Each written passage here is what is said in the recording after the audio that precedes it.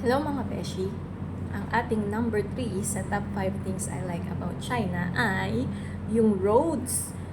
Grabe yung ano nila dito, mga kalsada nila dito, maa-amaze ka. Napaka ganda, as in, parang ang sarap palagi mag-drive ganyan. Kasi malalawak sila, lalo na yung mga main road, naka 4 lanes, ganyan. Minsan may 5 or 6 lanes pa.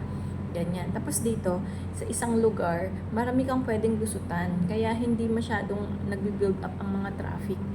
Tapos dito, kagandahan pa, yung mga main roads nila, talagang well-maintained siya. Wala kang makitang mga lubak-lubak dyan, ganyan, kasi aayusin nila kaagad yan. Tapos, kapag bumabaha dito, after ng ulan, maya-maya, huhupa na kaagad yung baha. Hindi nagtatagal ang baha dito. Tapos, yung mga puno or mga halaman dyan sa mga tabi ng kalsada, well-groomed yung mga yan. May mga taga-maintain talaga sa kanila. Kaya ang gaganda kapag nasa may kalsada ka. Kaya nga ako nagkaroon ng road obsessions eh. Pinipicture ko sila, ganyan. Tapos yun. Basta ang ganda kasi,